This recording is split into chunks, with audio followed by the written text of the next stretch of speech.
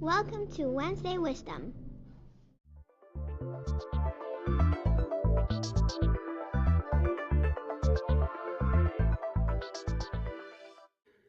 Good morning.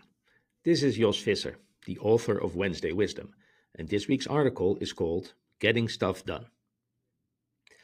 Many years ago, the Dutch company that I co founded was making good money teaching Unix courses for the education centers of Hewlett Packard, Sun, and Digital. During one of our yearly company strategy sessions, we were wondering if that was a smart thing to do. Yes, we were making good money. Yes, there was a healthy demand. Yes, we'd done it so often that we'd become quite good at it, and most courses required almost no preparation time anymore. But was it a smart thing to do, giving away our hard earned knowledge for the discounted rate of 175 guilders per hour? We imagined ourselves sitting in front of a potential customer for a consulting gig and then being faced with a competitor that we had trained in one of our classes. How silly would we feel if we would lose out to that competitor? Eventually, we settled on the thought that we would probably be able to convince the customer to choose us over the competitor using the slogan, "We taught them everything they know," and hoping that the customer would be sensitive to that.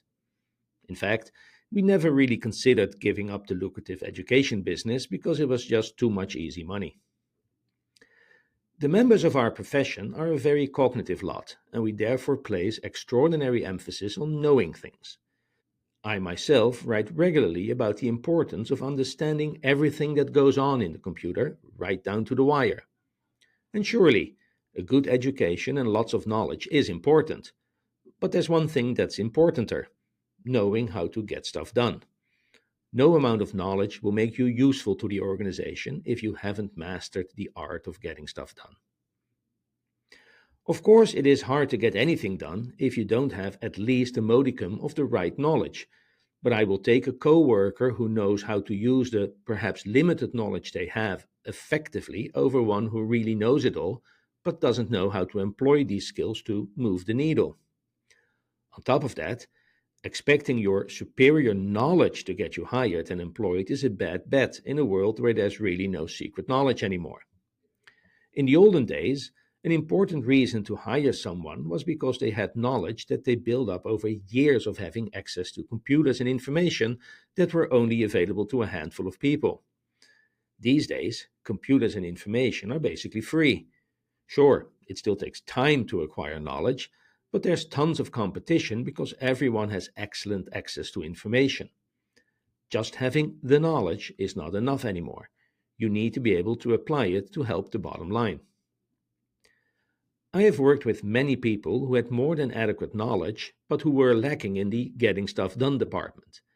This typically shows by you never knowing what you're going to get by when from them.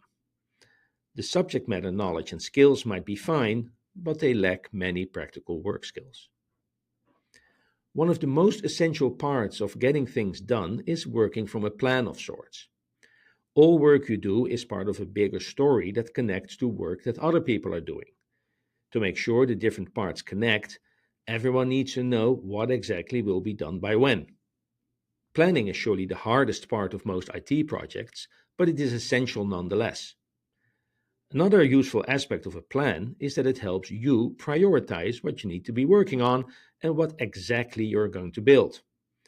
If time is variable and requirements are fixed, there's never any urgency to anything, and that means that the third dimension, typically money, will go to infinity.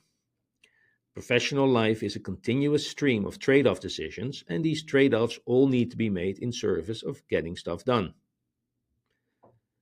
A common aspect of people who cannot get stuff done is that they are frequently blocked. This is a very counterproductive trait, and it is part of the informal set of work behaviors I am looking for when considering promotions.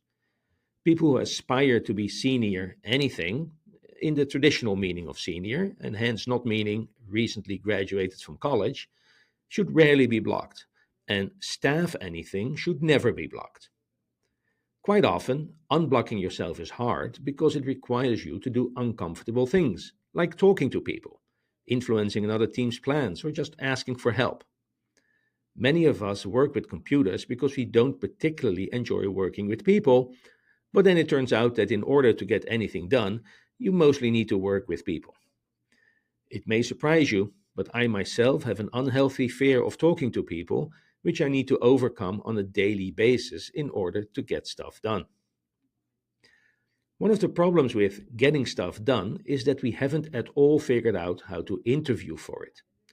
In recent years, many interview panels that I've been on featured a technical deep dive interview in which the candidate walks the interviewer through a sufficiently complicated and large technical project in which they play the key role.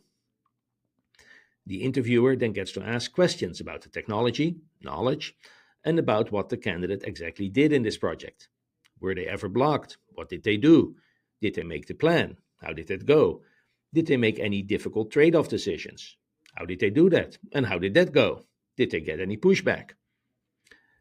Technical deep dive interviews are fun to do, but it is incredibly hard to get good signal out of them unless you really go for the jugular as an interviewer by figuring out the process behind the project, imagining what could have gone wrong, and then asking the candidate hard questions about their involvement with that process. But even then, it is really hard to fathom if this candidate is any good at getting stuff done. Unless there are bright red flags during the interview, which is rare, the most common conclusion is seems fine, which, as far as hiring decisions go, is a crappy signal. You really need to be working with someone to figure out if they can get stuff done. An essential part of getting stuff done is knowingly running the risk of making mistakes. My dear old parents ran a small business and they had a wisdom tile hanging on the wall of their office that said, "The man who decides and gets it wrong brings in more money than the perfectionist who really knew it all but failed to make the connection." This doesn't sound great, but it sounds better in Dutch because in Dutch it rhymes. De man die beslist en zich wel eens vergist, brengt meer geld in de kist dan de perfectionist, die het weliswaar wist, maar de aansluiting mist. Working within a plan often requires making trade offs and doing some things in a quick and dirty way that is good enough for now and that enables you to meet the deadline. When doing that, there's always the chance that you're getting it wrong. The fear of getting it wrong often leads to behaviors that come down to taking more time, thereby busting the plan and thus not getting stuff done. One of the hard things to overcome here is that some organizations are not tolerant of mistakes, and these organizations typically do not get much stuff done, and more importantly, do not improve. If you punish people for making mistakes, their natural defense mechanism will be to not do anything at all, if they can get away with it, or making sure that they only sign up for things they know they can do, with a considerable safety margin. There's a lot of research that shows that organizations that tolerate mistakes move faster, improve, and get more stuff done. This is where knowledge comes back into the picture. More knowledge and more experience allows you to make better trade off decisions and to do more in the time allotted to the task. I will say, though, that from my experience, if people are not getting a lot done, it is rarely because of a knowledge deficiency. There are always other factors. Fortunately, there are entire airport bookstore shelves dedicated to books on how to get stuff done. For example, Atomic Habits or Execution, the discipline of getting things done. Disclaimer, I haven't read any of these books, and I suspect that most could be easily summarized in about 15 minutes, but I do think it is worthwhile to regularly review the way you work and if there's maybe anything that can be done to make your work more effectively. These changes do not have to be huge. What I'm asking you for is not a wholesale review of how you work and then a program of massive changes. A continuing stream of small changes typically works much better. One of the small changes that I started making recently is that whenever I promise someone to do something, I immediately give a due date. I found this to work very well for the myriad of small deliverables that are part of every person's working life, like writing a document, the rollout of some new config file, or a fix to some outstanding problem. By immediately signing up for a due date, I make everyone's lives easier and I commit myself to delivering the promised result by that date. As a result, I get more stuff done more reliably. At the end of the day, getting stuff done is what we're paid for.